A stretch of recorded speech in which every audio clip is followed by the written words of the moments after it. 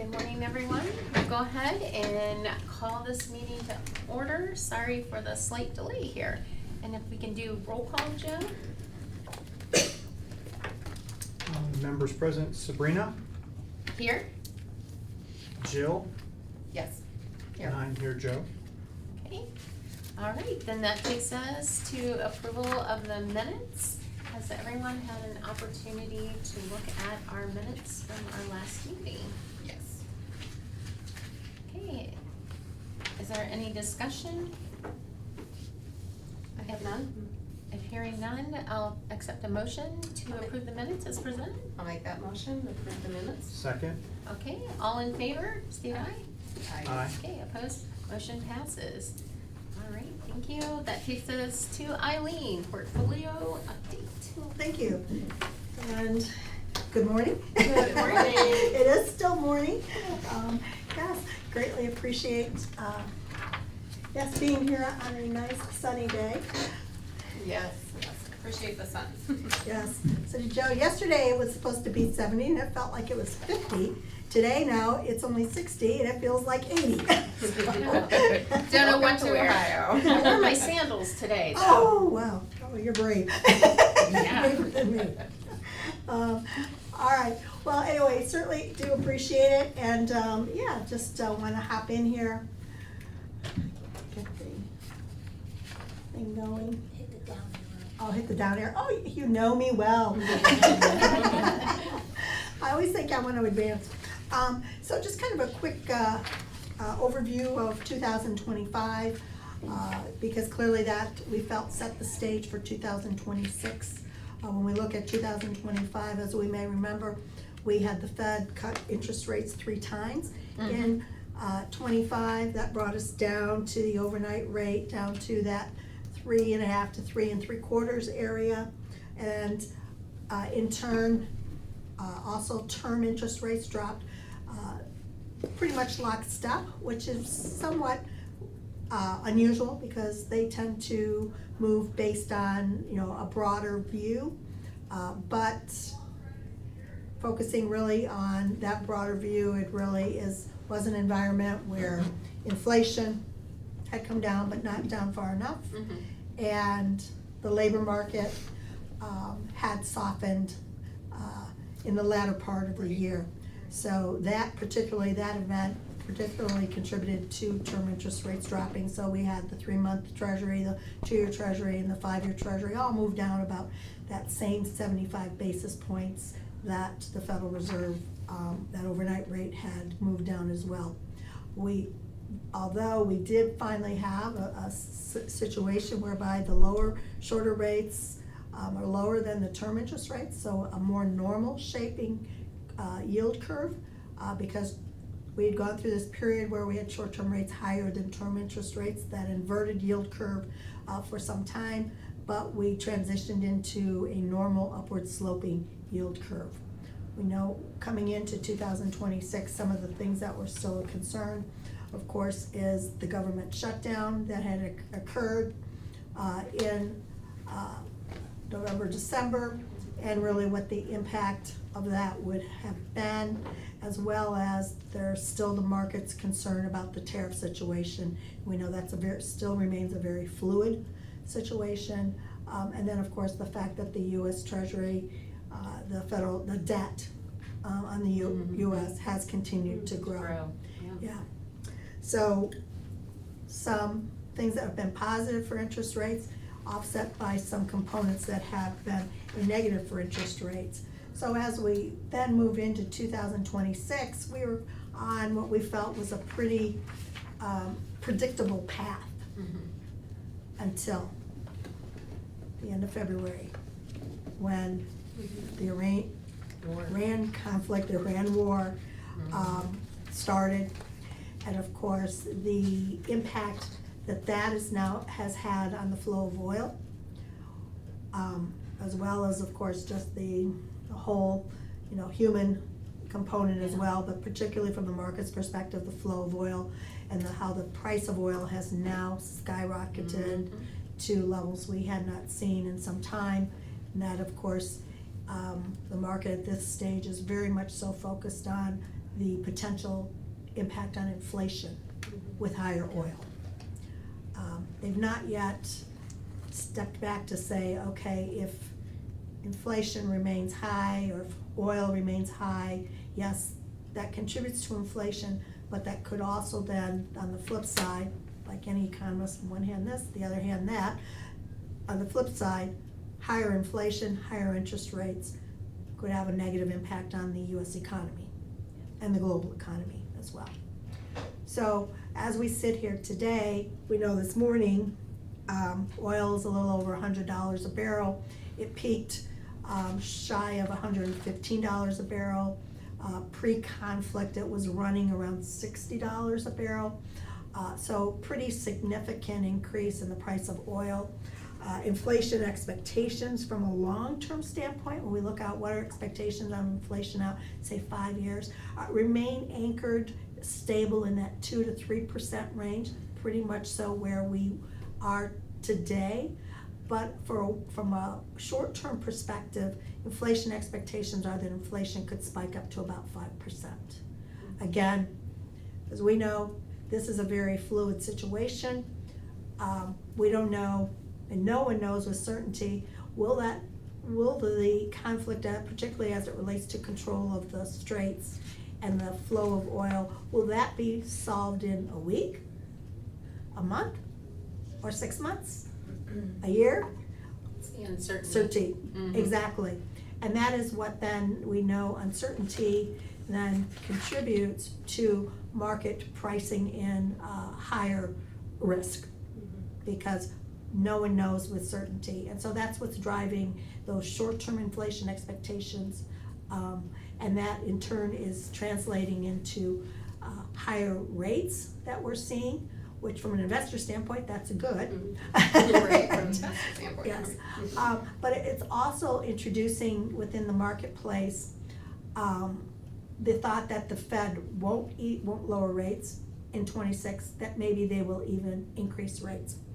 Now the Fed did meet earlier this month, and out of their meeting, their forecast continues to show one rate cut in '26 and one rate cut in '27. So their stance today is not meant to react to the uncertainty, but we believe to take that rather, longer term view that things just need to slow down as far as, easing monetary policy. Because again, we're all in the same boat. We don't know exactly how long this conflict will go on. Of inflation, of course, it has been running still above the Fed's target. If the higher oil prices move into inflation, we will see those inflation numbers rise. The concern is that, of course, if we look at the headline numbers, that includes the energy components. Generally, the Fed and the market looks at the core numbers, which excludes the energy components. But we know if energy remains high for a sustainable period of time, it gets built into the core numbers, because anything that is delivered consumes energy to get there, and that becomes a cost of the price of the goods. So that is certainly something that is, again, there's an unknown. All circles back to the oil.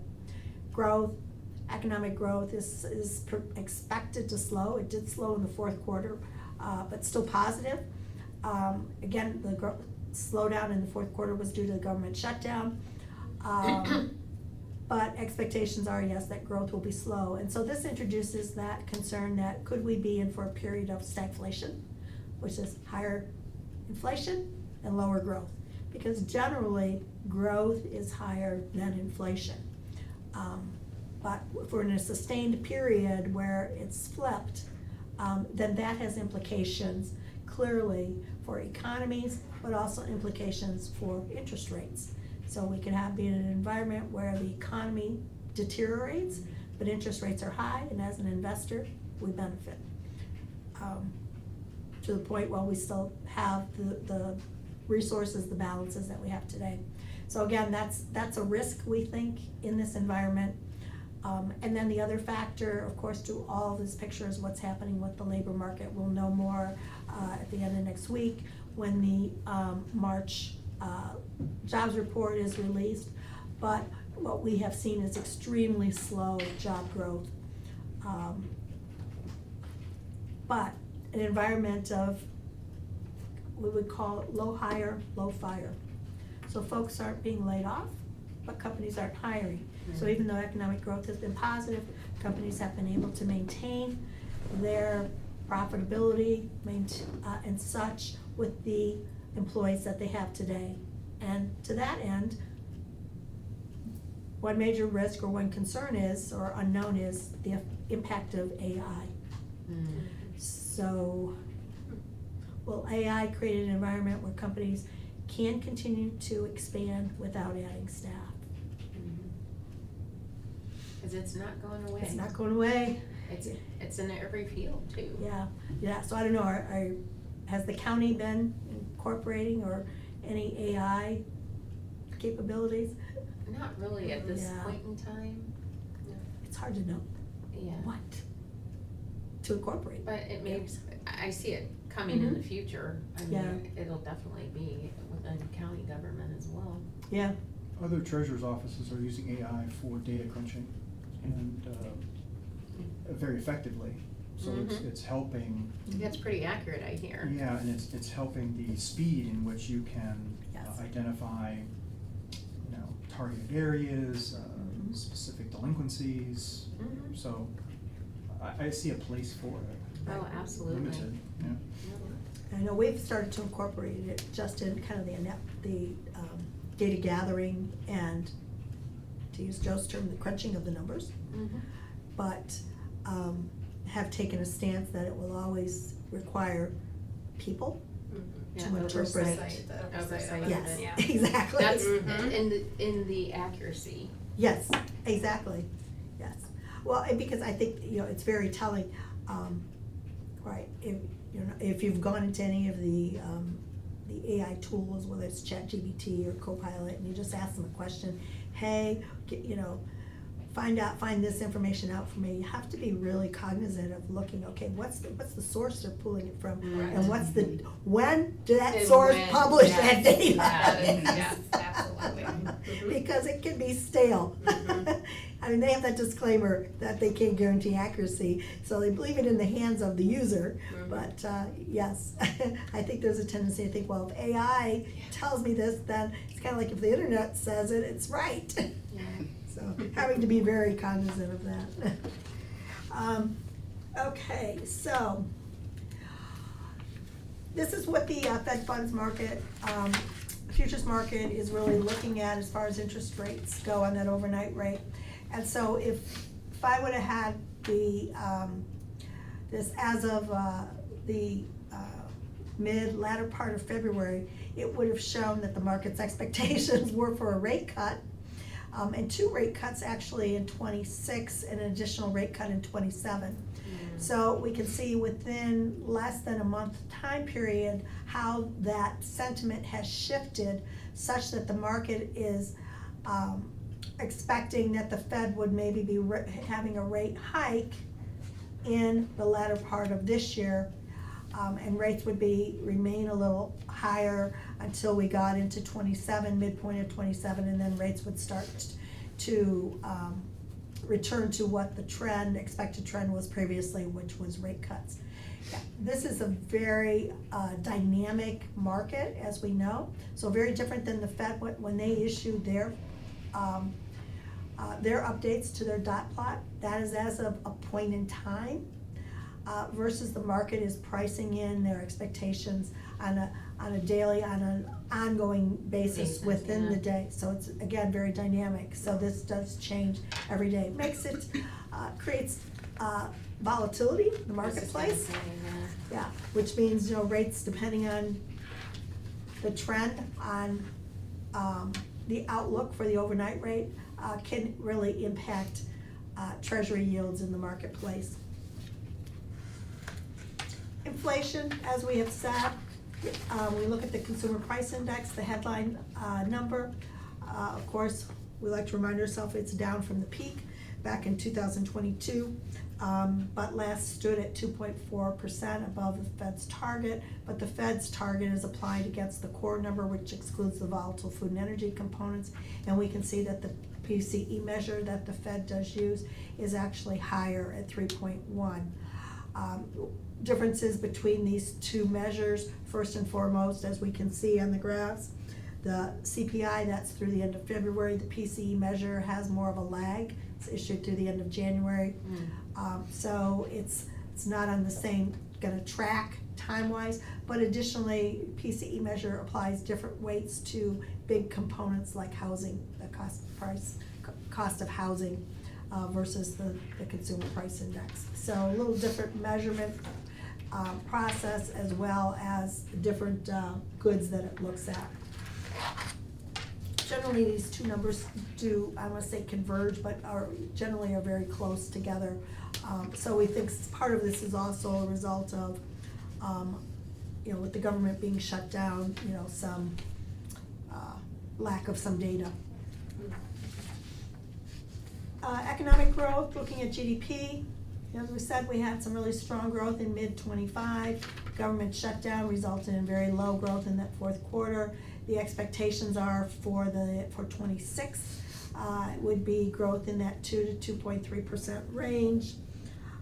Clearly, we think at this stage, when we look at some of the estimates, there's a pretty wide range. We have some folks who are expecting much stronger growth in 26, others who are expecting, sub 1% growth in 26. So there's not really a consensus out there because, again, there is so much uncertainty. But at this stage, there has not been talk of a potential recession. So Eileen, how do you think the partial shutdown's impacting? Because it's in the news every day with the TSA and other essentials that are not getting paid. Well, I think it will have a similar impact like the shutdown at the end of last year, but the magnitude of it is not as great as the what, full, a full shutdown. From a economic activity standpoint. I mean, of course, this is looking at things broadly. If you're the TSA agent, it impacts you, a lot of not getting paid. But collectively, when we look at across the board, we expect it will be a put downward pressure on growth, but not to the extent that the shutdown in the fourth quarter did. Yeah, and people, I serve on different boards, and they're saying they are just now getting reimbursed for invoices from like August and September. Oh, yes. So, I mean, the shutdown, even though it was a brief one, longer in history though. Yeah, right. It really has a major impact. That's a good point. Yeah. Well, and I think that's one factor where, the private sector, people have to work to get caught up. In the government sector, and we've seen this too in some of the statistics coming over, and we look on the website, it's like, they didn't even assign timelines on when they thought they would have the data updated. It's like, really? I can't imagine, saying, oh, well, somebody was out for a week and, we don't know when we'll be caught up, or out for a month, And the impact it's still having. Yes, and the fact that, folks that waiting for grant money or just any funding they get from the federal government, it's very much delayed. Yeah, it's a carryover. It's a very good point. And certainly could contribute to slower economic growth in the first quarter because folks still don't have all of that cash flow, then they're going to be utilizing their current quarter's activity to fund their operations now. It's a crazy world, lots of pieces, parts. Unemployment rate, it's been very low, continues to remain very low. It's at the low point of what's considered to be full employment. We have 52 months of the unemployment rate being below at or below 4.5%. So clearly on the surface, when we look at this, we could say, the labor market is pretty stable, solid, pick any of those positive adjectives. But the flip side is if we look at the job growth, that's been extremely slow. When we look at the increase in the number of people working part-time for economic reasons, meaning they would like to have a full-time job, but the only job they could find is a part-time job, those numbers have increased. When we look at the number of job openings relative to the number of people who are available for jobs, the number of job openings is, that ratio has changed. There's more job openings than there are people. From that standpoint, there's more people than there are job openings, I'm sorry, so there's more people. I was like, wait. I was visualizing the charts. Sorry about that. Words came out wrong. But yeah, there's more people out there who are looking for a job. So clearly, that side of the statistics raises some concern for us. But what helps to balance it out is the fact that the number of people who are losing their jobs, has been not as great in this world of this low fire, but also low hire environment. Interest rates here. This is an interesting chart because this really demonstrates the spike in the 2-year treasury that we've seen, and this same spike has occurred in the 3-year and the 5-year as well, where rates, once the war has started and the flow of oil has been constrained, rates have increased rather significantly here. This morning we have the 2-year treasury yielding a little north of a 3.90%. We can see prior to that, in February, the 2-year treasury had even hit a low of 3.4%. So we have about 50 basis points of rate movement here. And again, the interpretation is that we don't know how long this environment will present these opportunities for us, but clearly a lot will depend on the war. Still think though it makes sense to continue our plan to get rates locked in, and particularly now we liked the 5-year treasury at 3 3/4, we like it at 4. And we like the 2 and 3-year rates even better, as well at their current levels. All right, so any questions on that? I do not. Okay.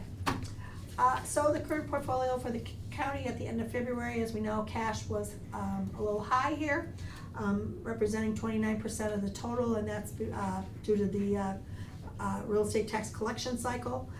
Securities portion was $190 million, up from $188 million. That's because, of course, the interest has been reinvested in there.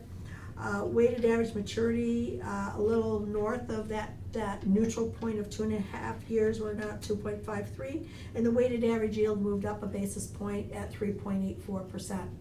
When we look at the allocation of securities, our approach has been to maintain about 42% maturing beyond 3 years. With the increase in rates that we have seen, we feel it's prudent to dial that back just a little bit, and focus more funds on the on that 1 to 2 and the 2 to 3 year area.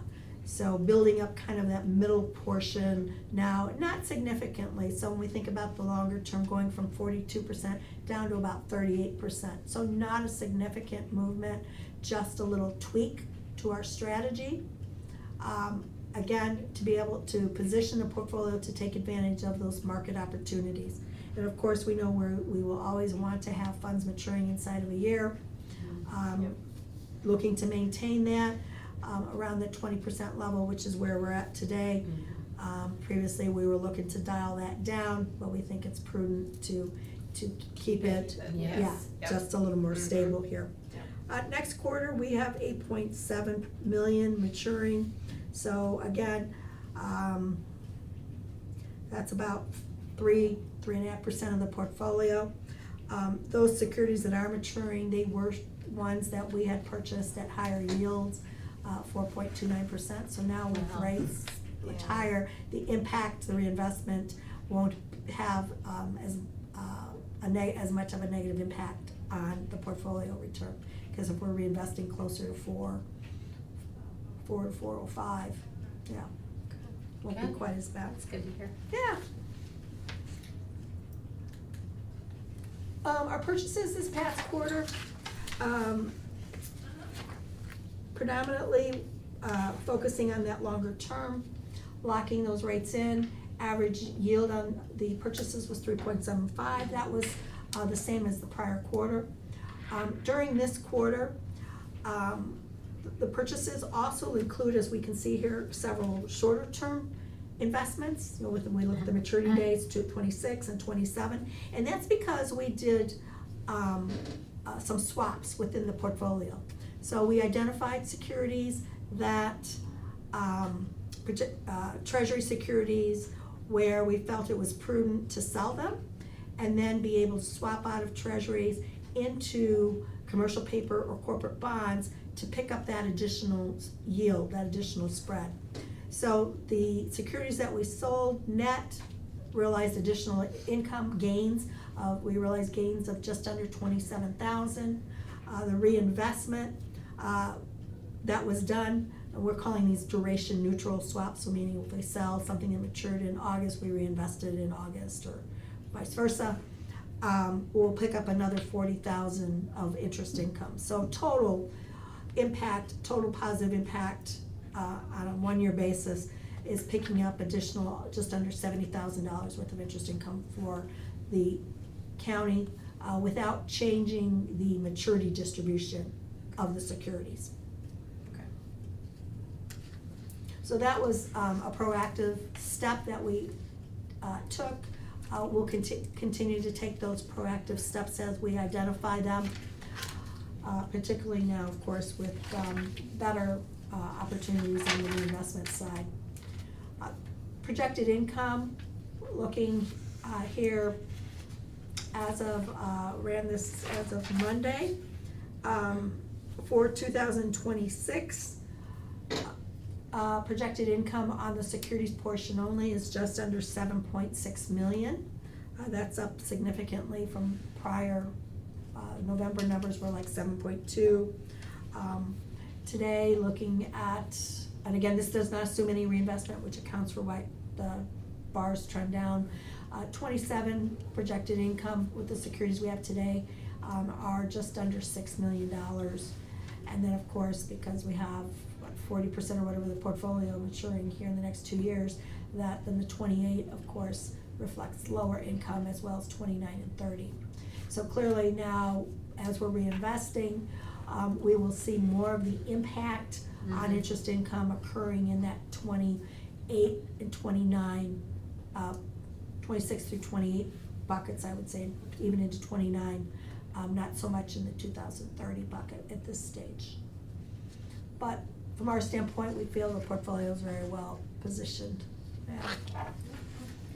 Yeah, and then just lastly, well, not quite lastly, but within the portfolio review, this is the historical perspective going back to 2007 to 2026.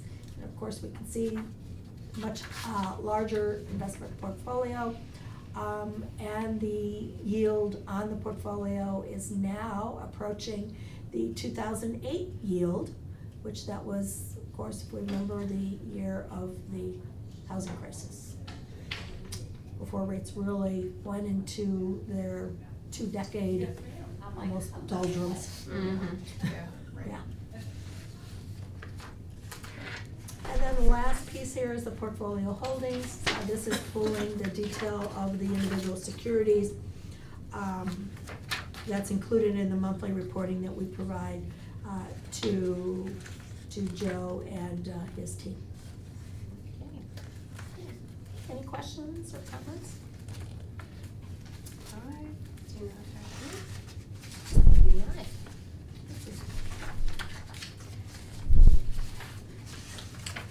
Okay. All right then. Hearing none, that'll take us to our next order of business, which is the investment policy update document. And thanks, Joe, for getting that out to us redlined. Sure.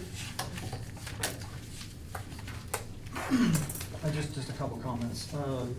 Eileen and I put a considerable amount of time and thought process into that document. So if there's certainly questions, I know Jill, we went back and forth on some, if you Yep. wanted Mm-hmm. to talk about any of those, but, No, I'm good. I think I think the only one that we didn't, I just wanted to see what page I'm looking at page 3. It's under the market risk, interest rate risk, under investment options.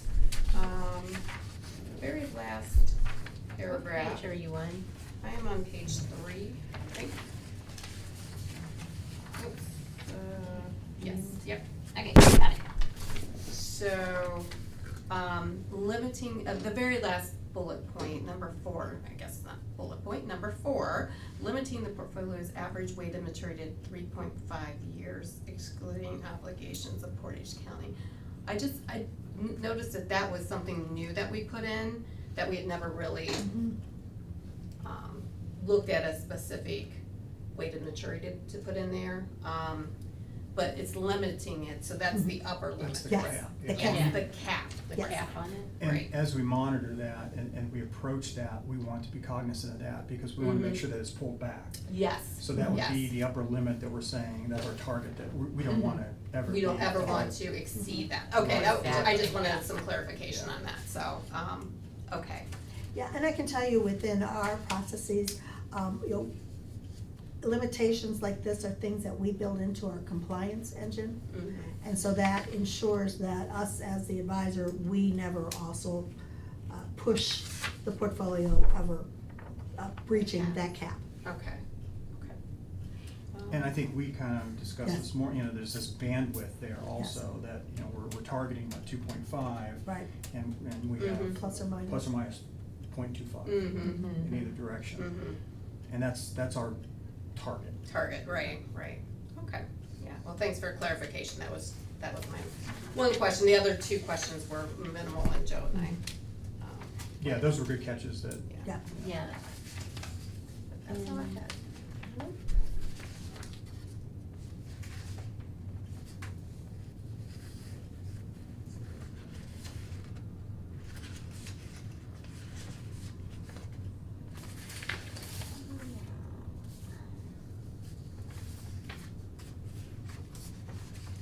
Yeah, and then for our titles, to sign the back of it, yeah, what is it? Cause we have a title on this board that is like chair, and Mhm. Jill's the vice chair. oh, this is not correct, yeah.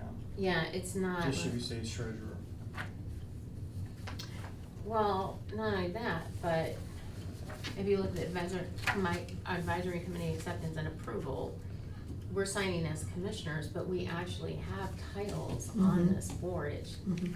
That's why I'm Right. asking why we changed it from chair and vice chair to just commissioners, because we actually are chair and vice chair. That's a good point, yeah, I'm looking Yeah. back at the previous, policy from the county, and to your point, Sabrina, yeah, it does have the positions on the committee, the Mhm. titles for the positions Yeah, on the it committee. needs to have Yeah. that. Yeah, I think that was a miss. Yeah. Yeah, that's miss- okay, I yeah. just, like I said, I had some other questions, but then I looked through it and I figured it out, so, but I just, one thing I noticed on the last page that seems to me.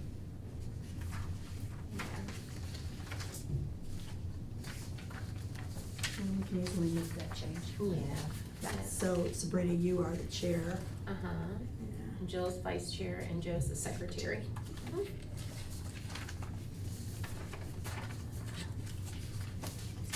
So right at that stage, you're signing. No, I just, do I we wanna saw make a you pulled motion from to- the other. Do we wanna make a motion to adopt this with the changes discussed? Yeah, if you guys are ready. I'm fine with it. Okay, so, do we have a motion to approve the investment policy update as presented today with the amendment? With the amendments, right, yes. Yes. I'll make that motion. I'll second. Okay, all in favor? Aye? Aye. Okay, motion carries.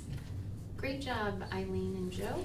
So I'll, update this document and have Eileen sign hers before she leaves and get it to you guys. Yeah. Okay. Okay, next we have local bank deposits, Joe? Sure, I just wanted to let you guys know that we did transfer $6 million to Portage Community as part of our investment portfolio with them for a 3-year at 3.6. We had less than 1% of our total investment portfolio local. So we're trying to make an effort to connect up with our local banking partners, so that, again, that they're not buying funds on the open market, and again, their commitment is to, utilize that money for local projects, so. Yeah, And we're still in discussions with Hometown in Kent as well. yeah, we've always had very good relationships with the local community banks like Middlefield, Portage Community and Hometown, so. And you said that was to Portage Community? Portage Yeah. Community Yeah, okay. currently, right, Yeah. we're still discussing the logistics with Hometown, Okay. but I foresee a movement on that before the Yeah. end of the month.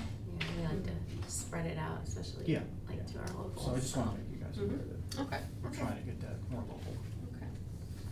I assume you got a better rate? We got a very competitive rate. Yeah. That's great, that's Good. good, Yeah. yeah. Mhm. And that's where Joe and I work together to, look at the initial rates that the banks propose, and then compare that to the market. And then that gives him, arms him with the ability to go back to the bank and Say, say, Truly a negotiating Sure. process to go Right. back to the bank on Mhm. that. yeah, Yeah, Because it has to make sense for them too. yeah. sure, Yeah. yeah, exactly, yeah. That was all. Alright. Thank you. nothing else? Okay. Was there any, oh, excuse me, No, go ahead. any update on the, is it GrowLink, is that the program that we have with the, Yeah, Sure, Difference. so, currently, there's about, so to kind of give you some perspective of the situation, there's currently $40,000 available of the initial, the amount of $3 million that was initially total. allocated. Mhm, a total, yeah. That's what's left of that $3 million. There is approximately $225,000 that's been paid back into the pool. And I guess the question that I have, ironically, it's a commissioner question, is, are we truly treating this as a revolving loan fund, or are we pushing this money back into the general? Because if it is, if we're thinking it as, and I've looked at both resolutions and I can't determine that. So hopefully there's some clarification about that, because if it's truly a revolving loan fund, we could Mhm. continue to take that 225, Yeah. push it back out Push it again. back, right. And that Right. was my understanding, was these were funds, originally we started out, I think, with just $1 million. Right. And then over the years, we bumped it, well, the last time we bumped it 2 million Right. to get to the Total 3. 3. And it was supposed to be a revolving loan fund to help. At first, we had earmarked it for like, septic. And then it didn't seem like it was taken off because we had the 3 banks, which was Portage Community, Hometown, and Middlefield, that were doing the loans for us through there. But the problem there was the people that needed it may not have met their criteria Mhm. for loan approval. So then people weren't able to use it, and so that's when Brad, I believe it was Brad, yes.